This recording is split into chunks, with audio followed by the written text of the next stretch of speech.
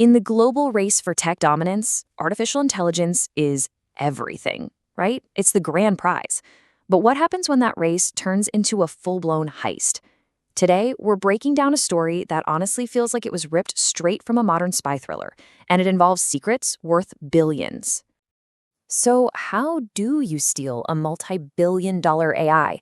I mean, that's the real question at the heart of this whole thing. You're not just grabbing a box and running out the door. No, this is a story about digital espionage, involving some of the most advanced and valuable tech on the entire planet. At the center of it all, one engineer, a tech giant, Google of course, and a treasure trove of over 2,000 stolen secrets. And these aren't just any files. This is the absolute cutting edge of AI. So we're going to look at not just what happened, but exactly how it was all pulled off. All right, so here's how we're going to break it down. First, we'll look at the race for these AI secrets. Then we'll get into exactly how the theft went down. After that, we'll cover the verdict and the consequences. And finally, we'll zoom out and talk about what this all means for AI, espionage, and security. Okay, let's dive right in. To really get a handle on this heist, you first have to understand the prize. And in the world of AI, the core technology, well, it's pretty much the most valuable asset a company can possibly have. So meet the man at the center of the story, Linwei Ding, who also went by Leon. He was a software engineer hired by Google back in 2019. Now, the key thing here is that he was an insider, right? He was trusted with access to the company's most sensitive and, you guessed it, most valuable AI projects.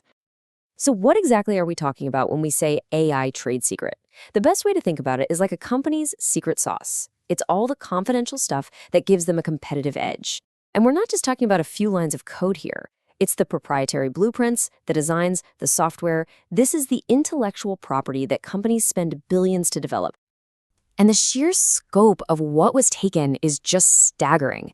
This wasn't just a line of code. Ding allegedly stole the architectural blueprints for Google's custom AI hardware, their specialized TPU and GPU chips that are the literal brains of the operation.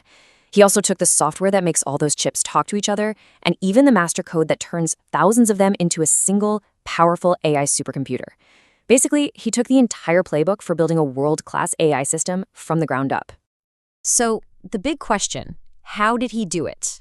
Well, this was no smash and grab. This was a slow, methodical operation that played out over the course of a whole year. Just look at this timeline because it really paints a picture.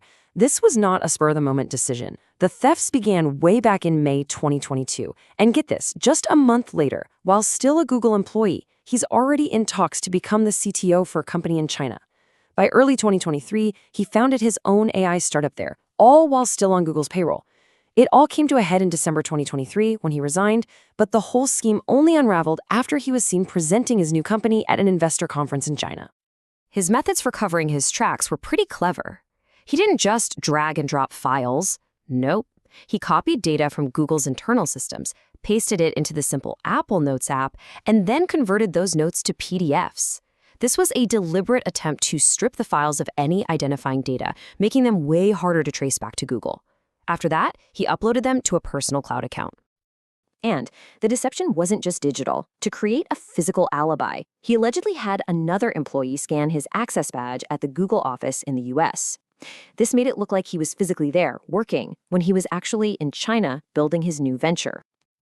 Well, the scheme eventually unraveled, and the consequences were severe. Let's get into the legal outcome.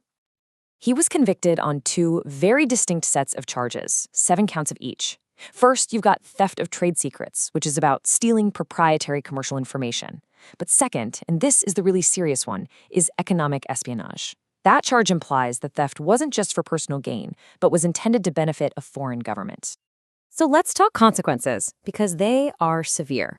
For each of the 7 counts of simple trade secret theft alone, he faces a maximum of 10 years in prison. But for the economic espionage counts, that maximum jumps to 15 years per count. When you start to do the math on that, the potential penalties are just absolutely staggering. And believe it or not, this story is still far from over. His final sentence won't actually be determined until a status conference that's scheduled for February 3rd, 2026. So this case is about way more than just one person. It really opens a window into the high-stakes world of technological competition and national security. You see, the indictment alleges that Ding's actions weren't just for himself. They were connected to state-sponsored talent programs. These are initiatives designed to recruit overseas experts and have them bring advanced foreign technology back to China, essentially fast-tracking its own tech development. And investigators found what you might call a smoking gun, a direct quote from Ding's own application to one of these programs.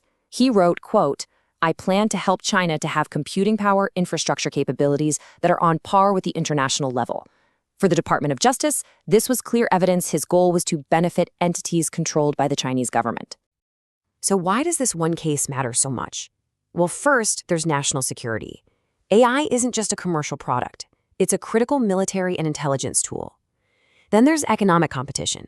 Stealing secrets like this completely undermines the billions invested in R&D. It also highlights the huge problem of the insider threat, the danger that comes not from outside hackers, but from your own trusted employees. And finally, cases like this just pour fuel on the fire of geopolitical tensions between nations. This case leaves us with a critical question. The tech world has always thrived on collaboration and openness, but as AI becomes central to national power, how do we protect our most valuable innovations from theft without building walls that stifle the very creativity that drives progress in the first place? That's the core challenge facing every tech company and government today.